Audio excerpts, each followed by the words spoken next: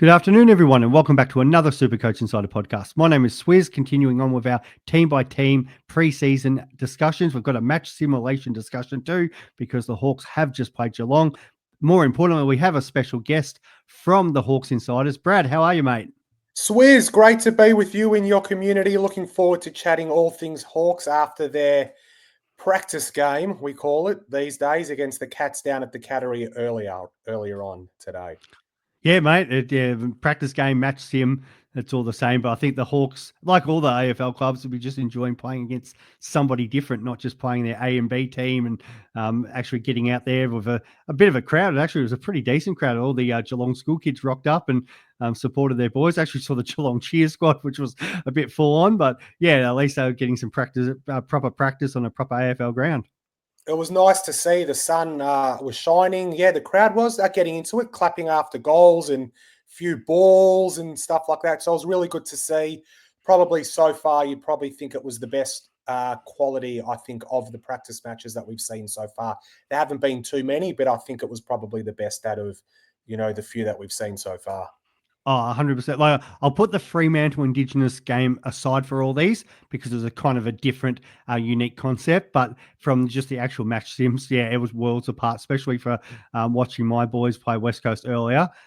You'd be shocked to find that all those teams playing the same competition. There were reasons for it, but yeah, Geelong pretty well had a pretty close to a full strength lineup. I think at the start there, and the Hawks pretty well with maybe their best midfield, and it was actually good to watch them actually go and play some footy. And some people might be critical of the Monday afternoon game, but I thought that was actually good to get like the local school kids involved and get them down to watch footy. Maybe it's might be their best time way to spend school time, but in the saying that, if it's an opportunity to get out there and probably not have the normal sort of the alcohol flowing in the stands and just to go out there and they get to watch some quality footy for an hour and a half, and I'm sure the players are probably signing a few autographs for them afterwards. Yeah, I really like that concept, and I hope the AFL maybe looks at that again. I thought it was really nice, better at the start of the year. The kids are just getting back into school. What a great school excursion and a great way to kick off the year. Then going to a, footy match to see two quality teams. And like you said, both teams played pretty strong lineups for the first three quarters of the game. Geelong in particular had, more or less their strongest side. Few plays, Stengel didn't play. Blitzav's barely played. A few other ones. The Hawks did have a few out, but they still fielded quite a strong side, which was good to see. Yeah, no, it's great. And both teams are going to be at the pointy end this season. Well, that's my thought. I'm sure I'm about to ask you about your expectations for the Hawks, but I don't think it's going to surprise anyone where I feel like you're going to think they're going to end up. But yeah, I think both teams are raring to go for that opening round. And no surprise that, they had some pretty good sides out there. What are your expectations for Hawthorn this season after coming from a slow start to make finals last year? Oh, it's a tough one. I think we're third in the betting markets for the premiership, which I think is too high. I know last season we finished, the Hawks finished the season really strong. Kick away from playing in a prelim final, probably a post at away. Sicily hitting the post at the end of that game. I think we should absolutely be aiming and striving to finish in the top four. I don't have Hawthorn in the top four. I think we'll finish around sixth. I think we'll finish in the bottom half of the top eight. I just think in 2025, we're going to have a tougher fixture. We had a really, really good fixture in the back half of last year. Got teams at the right times. It was a really soft draw to finish off this season. And I think this year teams are going to see Hawthorn as the hunted. Last year, expectation was really low. The majority of the footy pundits, me included, had Hawthorn finishing in the bottom four. I only had us winning 8 games last year, and I thought we'd finish 15th or 16th. So, to finish in the 8th, to win a final, win it well, didn't play exceptionally well against Port Adelaide in that semi-final, and to just miss a prelim by 1 kick. And then you bring in Battle and Barras, the younger players in, Watson, Weddle, McDonald and those types coming in, the expectation has to be that, the Hawks would be disappointed internally if they don't finish in the top four. But again, we've seen it's such an even competition that, anything can happen this year. In my opinion, other than Richmond, West Coast, North Melbourne, and probably St Kilda, I think anyone can make the 8 this year. I was saying that on one of the other podcasts the other day that, I feel like the competition's so close, and really it's my boys that are probably the outlier. But pretty well much any team on any given day can nearly beat anybody, even those sort of teams like, I feel like North and West Coast are still improved. Absolutely. West Coast at home, St Kilda even on their home deck at Marvel, things go right. And I feel like it's the team that's going to get 3, 4, 5 injuries, like the probably St Kilda at the moment. I don't know, we're going off tangent a little bit, but it's going to be one of those teams, and they're going to unfortunately run into the wrong teams at the wrong time, and then they're going to be the ones that drop off. But if the way the Hawks were developing last year, they've got the midfield group. Meek's been a great addition since coming over from Freo. Day continues to develop, Newcomb continues to develop, and we're going to go into some of the other depth that you've got around them. And you are right that though they have got the harder fixture this year, they have probably done the best through that trade period and bringing in players that are going to make them better, and definitely a weakness was that backline. So it's going to be interesting. I know Drain Russell, I think it was on SEN, say the Hawks are going to finish second. Yeah, I heard that earlier. Yeah, I'm probably more concerned. Maybe that's taking the heat off his mob Geelong, because I feel like with them, with their gifted their fixture, they're probably and then the Hawks supporters have jump on and get into those Cats, because I feel like they were a little gifted with their fixture. But you're still going to be in the mark, and you only need things to go right. And maybe if Lewis and Cashier get back and come home strong that second half of the year when you really need them firing, bang, you guys could do anything come finals. But I think the aim, you'd want 5th or 6th, get that home final, and then go from there. Yeah, absolutely. And you don't bring in a Battle and Barras, in my opinion, after the season that the Hawks had, if they didn't feel that they were ready to challenge for the premiership now. I know Hawthorn's side is still relatively young. I think probably age-wise, they'd be in the bottom 4 or 5, for the age, bracket. And that's with Gunston and Bruce, who will retire at the end of this season. So, even after this season, and the way that the Hawks have built their list, such a strong list, next year they're going to be even younger on paper. So it's exciting times for the Hawks. I still think our list has a few gaps yet. I don't think we're a premiership team yet. I don't think we'll win the flag in 2025. I'd always said all along I thought we'd win one in 27 or 28. An interesting stat for Hawks and footy fans out there is the Hawks have won a premiership every decade since the 60s, at least one premiership every single decade. So just shows, what a strong club the Hawks are, and they build their teams, their lists. And Sam Mitchell, their coach, has spoken about this when he first started. We don't play to make the finals like a lot of teams seem to do and celebrate just making finals. Hawthorn play and build their lists to win premierships. Yeah, mate, I feel like soft spot for the Hawks because we're kind of very similar. You guys have definitely had a better performances probably from those 80s, 90s, even into the early 2000s than my boys. But around sort of the list builds probably since then, when Clarko and then into Dimmer, we probably did spend some time down the bottom, but used the draft effectively. And then when we needed to, both teams have traded in to get the players that they've needed to sort of help that list build. And Hawks went through it, were very successful through, we know the period from 08 to, sort of 15, 16. Tigers then did the same thing. Now you guys went bottom. Now we've gone bottom. And I feel like it's probably following the same path. And both clubs have probably got in before they needed to with that whole Tassie thing. And as you said, there's plenty of clubs around that middle of the road that sort of build and just happy to make finals. This Hawks build, it's got that feel about it where, as you said, it might not be this year, but in saying that, we were saying that in 2008 and they still, came up and beat Geelong. And it could happen again, these guys will be hungry. They'll have a spark about them. There's still some unknowns, and there's no reason why it can't happen. But I feel like this squad is building for long-term success, and there's guys that are on that fringe of that in that interchange bench, or even guys we'll talk about that have missed out on selection who could be very good players for the Hawks for years to come.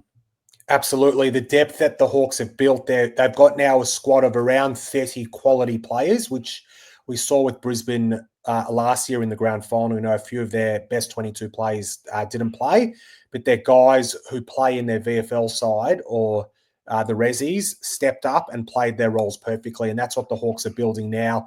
Box Hill are always a really strong side. They made the finals last year. They actually had a disappointing end to the finals last year. I thought they should have made at least the prelim final, having made the prelim the year before. But this season, they're going to be even stronger. There's going to be, 8 to 10 players every week at Box Hill that could be playing senior footy at another AFL club and will be unlucky to miss playing in the Hawthorn 22 or 23. Yeah, for sure. And before we sort of get into this match, Tim, and talk a bit more about this 23, I'm just kind of looking around guys that are missing and now depth players who did play quite a few games last year. So Sam Frost is the obvious one there. He played 23 games, and all of a sudden, Barras and Battle come in.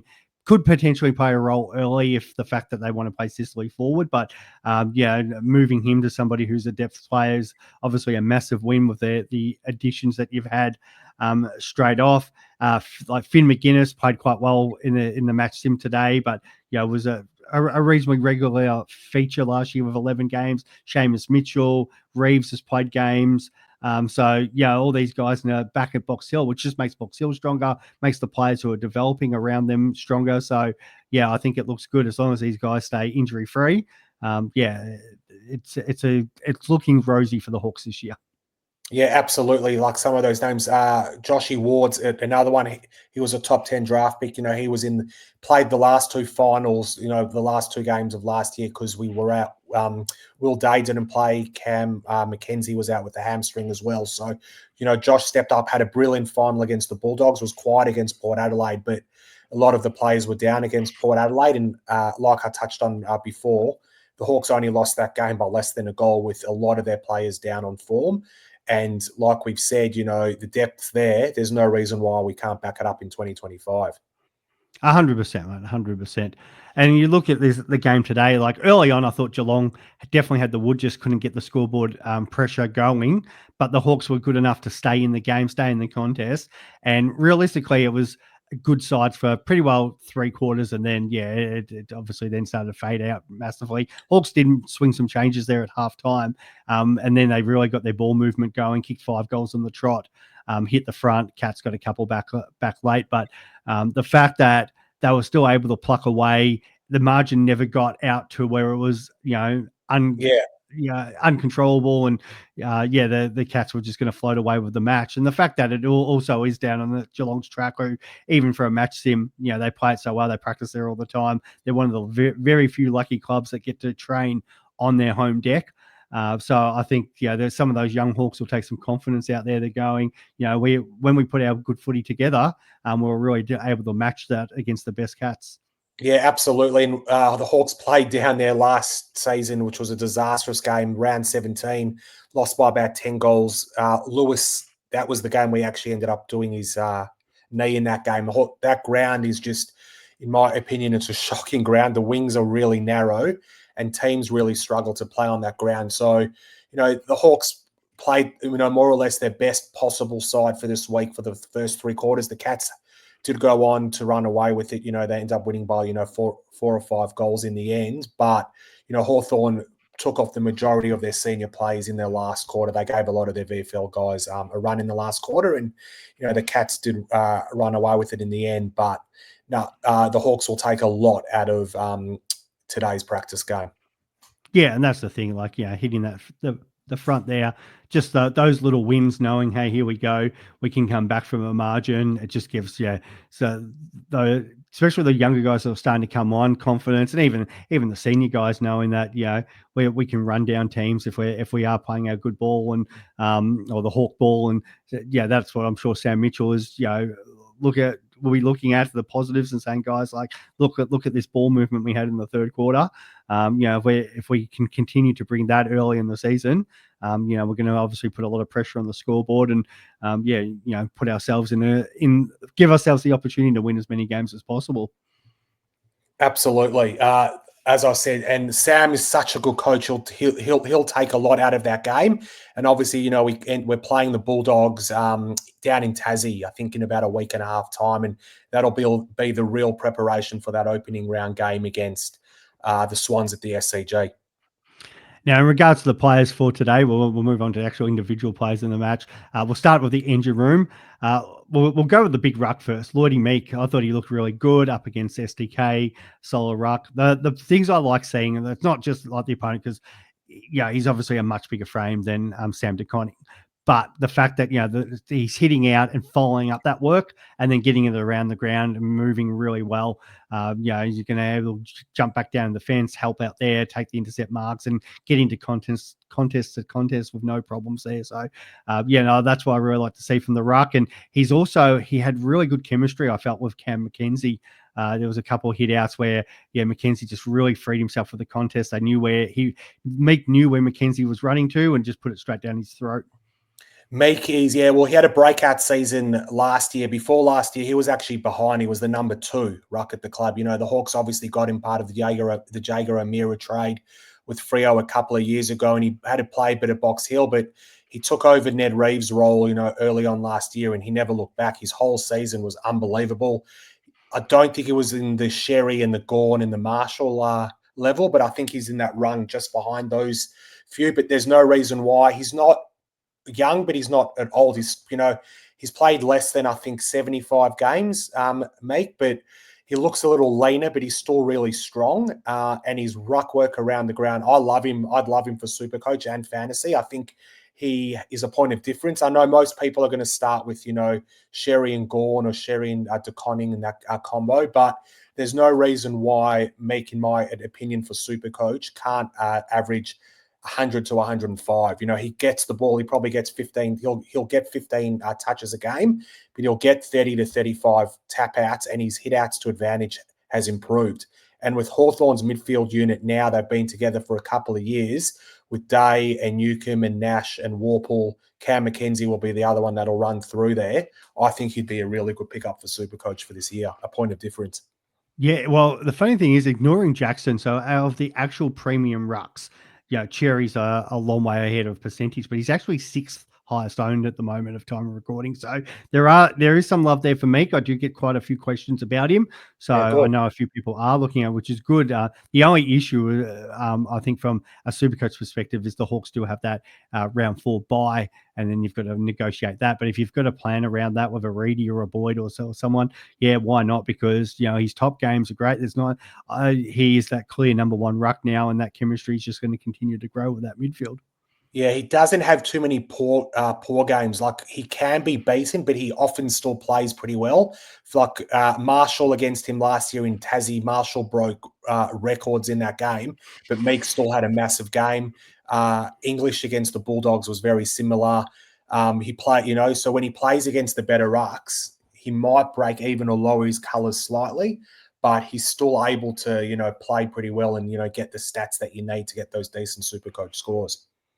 Yeah, I think the only 2 that really probably got him was Nank both games, and he was still solid enough, but Nankervis is obviously a big brute of a ruckman Plays as well. A similar game style. And same game. And then Jared Witts is the other one. So the 2 guys who are actually very similar to him probably got the better of him. And all the other ones who probably are a little bit more mobile, he can obviously monster them in the ruck, which is going to be better because, if he's giving first use to guys like Day, Newcomb, McKenzie going through their Warple, it makes it really exciting for the Hawks midfielders, especially people who are looking at Hawks midfielders for their Supercoach or fantasy teams.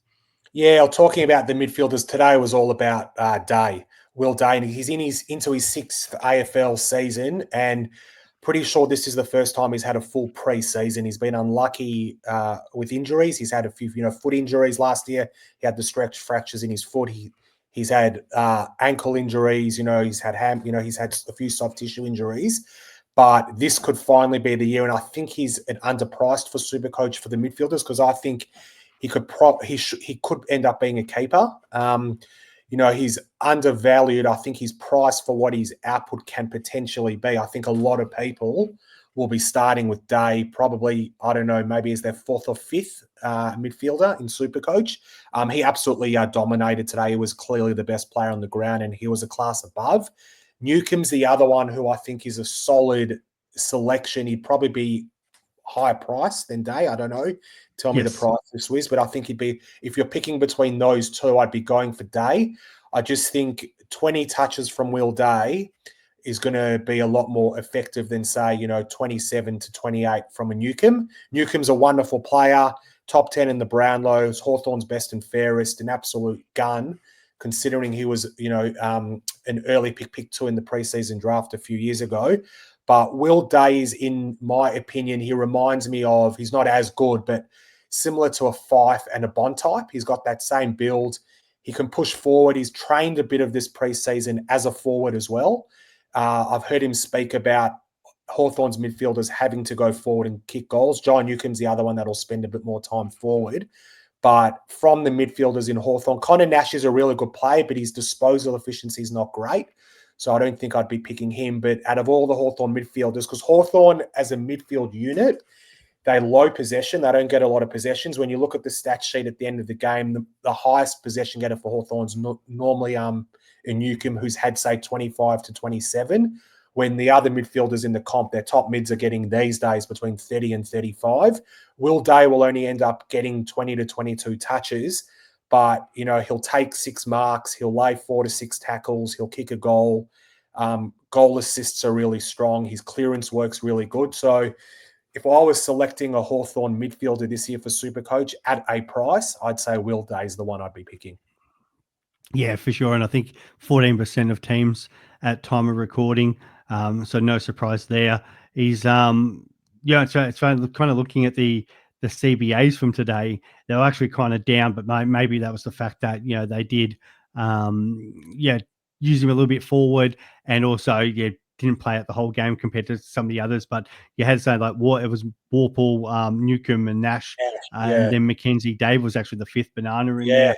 But that's nothing to really be concerned about, because the clinic that Dave put on in that first sort of quarter and a half, and that's probably the good thing, because Geelong were dominating, and he was the one standing up and keeping the Hawks in the game. So the fact that it didn't matter that the scoreboard wasn't going the Hawks' way, he was the one that was just so far above any other Hawthorn player, and pretty well in the top 3 players on the ground as it was. So there's a lot to like about Will Day, and his buddy there next to him, John Newcomb's, definitely looks like he's put a good size on, and I think they're going to complement each other really well. Absolutely. Now, the Hawks have built a really consistent midfield unit. A lot of people, when you hear the footy pundits talk about the Hawks, they say they lack that elite player. That is Will Day. It's just, unfortunately for Day, his body hasn't held up to the rigors of the AFL in his first 5 years. So hopefully this is the season where we really see Will Day, put himself up. I think he's got the potential to be a top 10 player in the AFL, or at least a top 10 midfielder in the AFL, and then that will allow Newcomb to be freed up. Warple had a really consistent 2024.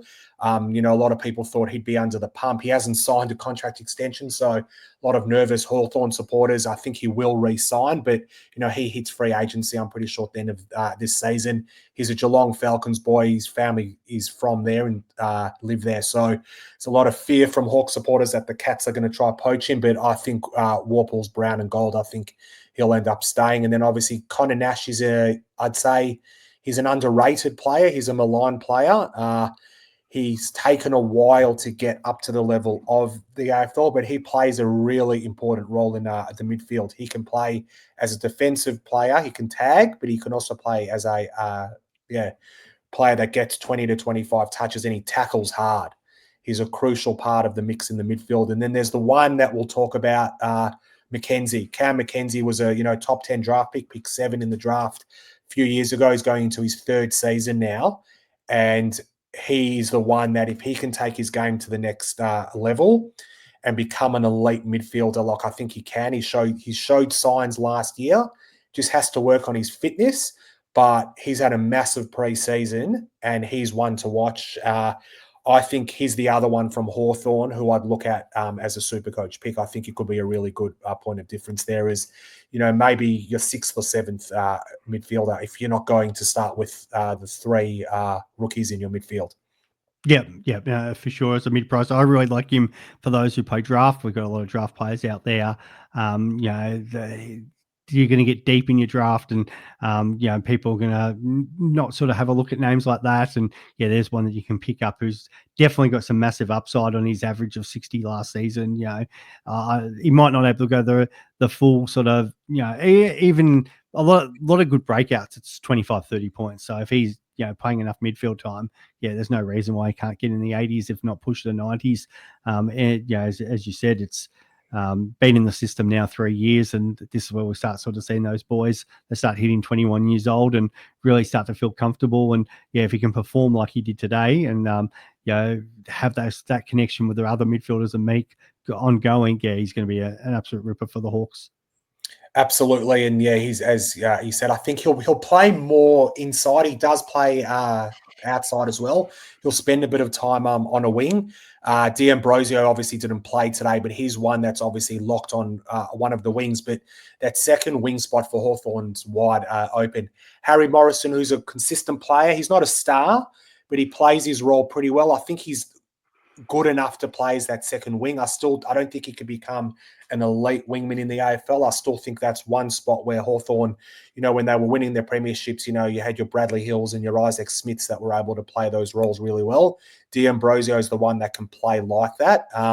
But Mackenzie will spend time there. Josh Ward's another top 10 draft pick who, spend time on the wing.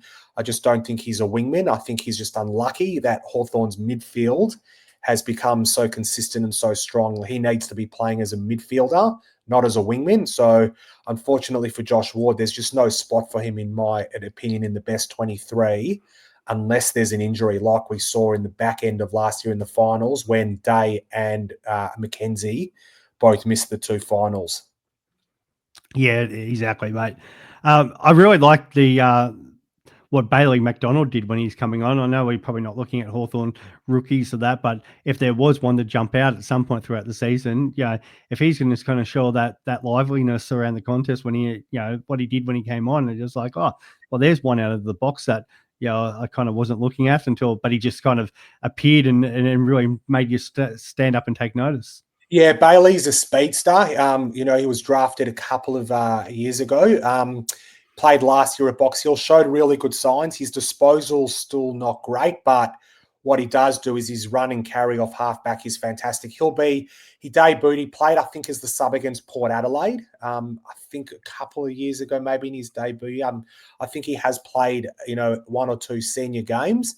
But he's a backup at the moment to Impey, to Jarman at Impey. He plays that role, that halfback role. Carl at Amon is the other one. So at Impey and Amon were the 2 that didn't play today. They played in the All-Stars game against Freo on Saturday night. So, they're the 2 starting halfbacks for the Hawks. But Bailey McDonald's a really good depth player. He may get an opportunity there's an injury for the Hawks, but he definitely showed great signs. His run and carry out of halfback was really good to watch today.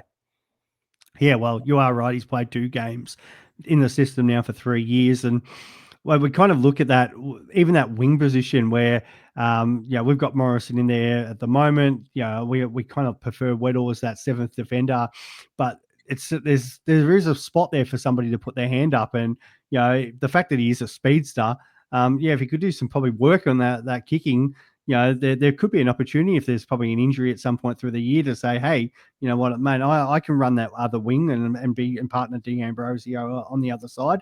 So that might be an interesting watch. Absolutely, and there's obviously CJ as well. Chanquak Jiath didn't play today. I'm hoping he doesn't have an injury. I thought he would play. It'd be good to hopefully see him play, at least 2 or 3 quarters against the Bulldogs in our next practice game. He's the other one that I think may, get a look in at that wing spot to start the season. Sam Mitchell loves him. He started in the best side, when he came back from his hamstring injury last year. He'd trained all the preseason on a wing last year. obviously suffered his hamstring injury in the intra-club game, that disastrous game where James blanked at his ACL. Dylan Moore, was diagnosed with glandular fever as well. That game was just a disaster for the Hawks. And obviously, CJ did his hammy. Denver Granger Barras, who's no longer on our list, got a turf toe in that game as well. So CJ's one to look out for. I wouldn't say he's a super coach pick because I think he's in, say, 22 to 26 depth of players. But here's another one to watch out for that wing position. I think Harry Morrison will get the nod to start the season. Yeah, for sure. Josh Battle did everything right up until he left the ground hobbling, which I'm sure nothing major out of it, but at the same time, it's never what you want to see with your new recruits. But yeah, no, he looked like he fitted in really well back in that back line, was taking some intercept marks. And I put his ability to willingness to run up the ground and just create that option. That was quite impressive. He was really, really good. He looks like he's been playing for the Hawks for a few years already. He'll form a really good duo with Barras when Tom Barras comes in. Last year it was, Frost and Scrimshaw. That's another interesting watch. You don't have Sam Frost in your lineup now. He's the other one that, if they push, Hardwick will play forward. He played all game forward today. I don't like it. A lot of Hawthorn supporters do. I think he's a much better defender. But Sam Frost last year had to play key position and played it really, really well. He's got the ability to play on the smaller forwards as well. So, the opening round, we come up against the Swans at the SCG. They got Tom Papley and Hayward, who are two elite small forwards. Hayward's a little bigger, but, I think Hardwick as a matchup would be perfect for Papley, but I've got a feeling Frost's going to play and probably play on Tommy Papley. I just think Hardwick will start forward. He's trained there the whole preseason. He played the whole game there today. So he'll be lining up as a forward. So it's going to be interesting to see, how the Hawks structure up with their back six. And then obviously there'll be a seventh as well, because today Amon, Impey and Barras all have to come into that side that played today. Yeah, for sure, mate. And the key there is Sicily, who I probably didn't get any more of a read on because in the first half he had the ball on a string in the back line, and then obviously it comes half time and then they move him forward, and then the Hawks doesn't get near it, but then the Hawks look better in the third quarter too. So I'm sort of trying to judge that guy. Is it because now they've put more attention into Sicily and they're like, hey, here's a forward we have to match up on, which was now freeing up other players as well. And then that's always the thing. It's like, okay, you're taking away one of your best assets from the back line, but now you're freeing up the forward line because before the Geelong players were just zoning off because no disrespect to Charlie. I've seen obviously a lot of Charlie for a long time and I like the guy, but there's a big difference between, say, Charlie and Gunston, who's aging, with Sicily now being the number one guy down there and taking that defender, and then or whoever his defender is not zoning off to cover the guys that you already had down there. Absolutely, and I've spoken about this on the Hawks Insiders. I think if Sicily played as a traditional forward, he'd be our best forward, and he'd probably be. I think Sicily would kick 50+ goals. I think he could be a quality forward, and we saw Charlie struggled in the first half, but when Sicily went forward, as you said, Chol's second half was fantastic. He kicked a couple of goals. So, like you said, Sicily will draw the best key defender from the opposition. And we saw last year, due to injury at times, Sicily was forced to go forward, and he actually swung a few games. He was one of the main reasons why we beat the Bulldogs. Early on in the season, he was moved forward against Port Adelaide in the final and played really well. No, he hit the post at the end, but he's got a good mark. He's got a beautiful kick, and he was actually drafted as a forward. He started his AFL career, as a forward. And with Kel Shadir and Mitchell Lewis out probably until at least round 10+, there's a spot there for a key forward. I've wrote about it after our practice game against Geelong. I really like Chol. He kicked 37 goals last year. His tackling pressure is brilliant. Chases really hard, but he wasn't brought to the club to be the number one key forward. And due to Mitch Lewis doing his ACL last year and Kel Shadir being in his first season, he was forced to play the role. And he plays as the ruck up. He plays as the number 2 in the ruck when Meek needs a rest. So Chol's been brilliant. He cops a lot from Hawthorn supporters, which I think is unfair. I thought for what he produced last year, I thought he was fantastic. But I feel sorry for him because he starts as the number one key forward, and Jack Gunston's going to be the number two. But like, I think Sicily is going to have to start the season as a forward. Max Ramsden played a quarter in the game against Geelong. I thought he'd be the one that may get a look in, but if he was going to be a lock for that first game, he would have played more than a quarter. So I think they'll be looking at going smaller. It'll be Chol with Gunston, and then, your Moore, McDonald, Ginnivan, Watson.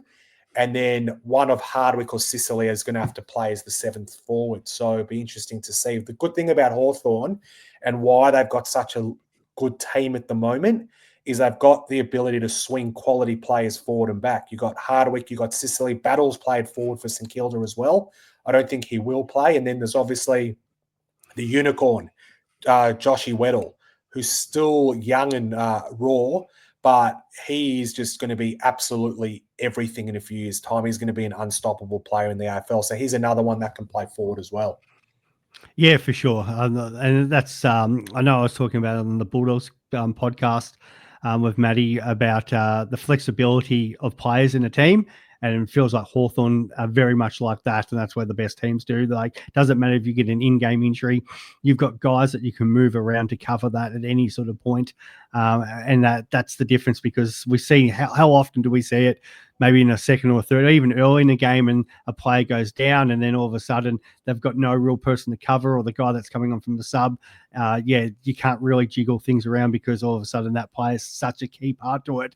Yeah, it does make it hard. Where at least with the Hawks, it doesn't. I feel confident if at all was to happen, go down, you could rejig and Sicily goes forward or Battle goes forward. There's options there. Same again, and then trying to cover them. Well, you've got, as you said, you've got a guy like Weddle or a Hardwick who can play tall, play small, do different roles, and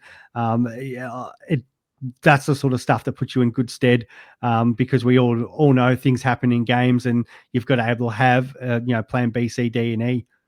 Absolutely. And Sam Mitchell coaches are that way. I've heard Mitchell talk quite a bit about this. He likes to be able to have players who can play multiple positions and play them really well. So, you've got to be able to play a range of roles well if you want to be in the Hawthorn's best side. And, we saw last year how often, Mitchell was able to move the magnets. And I think we're going to see it even more in 2025, especially at the start of the year before we see Lewis and Deer back in the side.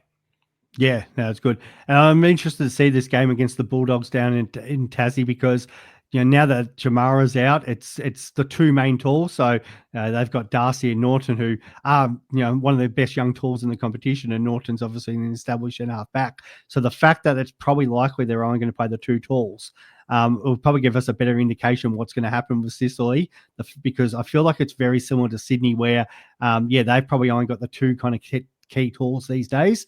They're talking about trying to move McCartan forward to try to stretch some defenses. But the idea that maybe it is Sicily playing more forward there in mind for that Sydney game, where they would rather force, say, a McCartan on and force the Swan structure by not trying to overload in that forward line and actually overload in the back line. So, I'm really interested to see how the Hawks line up against those two key tools. And they've got some other good forwards as well. So I think that Hawks back line, which is starting to look really settled, and be the real key. We know defenses are keys to premiership, how it goes up against one of the better attacking teams. Yeah, and the Dogs got the better of Hawks. I went to the preseason game last year. They absolutely smashed us last year. We got the better of them in the real season where it counts. But yeah, that's Hawthorn will play, their best possible side against the Dogs. Mitchell will field the side that he thinks will play round zero against Sydney. There'll be a couple of, the depth players, McGuinness, Morrison, Day and Giath will probably be fighting for one or two spots. But yeah, other than that, you'll see the back six structured up the way it's going to play round zero against Sydney. And that's a good thing because you guys are playing round zero. Those teams who are playing round zero, that last preseason game is probably going to be close to your best side. And I still think they're playing extended benches for these practice matches. So Yeah, that's probably where spots are those 30. depth players come in. They'll get, those last 2 or 3 extra spots involved and rotate through. But we'll get a pretty good idea of what the Hawks 23, well, at least they're 22, and then there'll be probably a few guys fighting for that sub. Yeah, absolutely. Bruce's the one who played that role so well last season. He obviously didn't play today. I just think he's a lock for that position. A lot of Hawthorn supporters think it's a risk. You've got Gunston's there, and if there's an injury early, can Gunston and Bruce play in the same forward line? Probably not, but I just think having Bruce there as another coach on the bench for such a young side, and he played the majority of last season. He had a hip injury. He actually wasn't fit for all of last year, and apparently he's had a really strong preseason. He's still a quality player. I think he's the perfect sub. But it'll be interesting to see what happens. It's the SCG. You normally go smaller at the SCG. So that's why I think he'd be great for that role. But then, do you bring in a CJ, someone who can come in, run and carry, play a range of positions, halfback, wing, maybe spend a bit of time at half forward as well. It'll be fascinating to see how Sam structures up against the Dogs in the last practice match. Yeah, for sure, mate. Well, I think we've covered the Hawks pretty well today, mate. I do really appreciate you jumping on, Brad, and giving us those insights. And looking forward to that next preseason game involving the Hawks. Thanks, Wiz. Thanks to all your wonderful Supercoach community. You're building something great. You got a great community. Good luck to all those Supercoach players. Season 2025. Feel free to hit me up anytime for Hawks goss or any details on any of the Hawks players. I watch every game every week. So yes, the Hawks are my team, but I love all footy, and I keep a keen eye out for all of the teams. So look forward to a massive year 2025. Follow me on X at Brad Kilbansky. It's hard to say. Just search me up there. You'll see at Brad Kilbansky. Would love to chat footy with your supporters and your fans, and I look forward to chatting to everyone throughout the season. Mate, you do a great job on X. Those details will be in the show notes as always. Funny that a few people knew I was actually doing this. This is a pre-recorded interview, but knew about it and actually been getting questions as the interview's going on. And even a couple of people who didn't know I'm talking to you right now was sharing me your tweet, and it's been popping up on my phone. So that's why I've been looking down going, there's another one talking about what your match notes been blowing up. I love it, mate. The following's great. So now if you haven't already, jump on. Brad's great on the old X. So I appreciate everything you're doing out there, mate. Thanks, Wiz. Thanks, community. Thanks, Brad. We'll talk soon. Bye.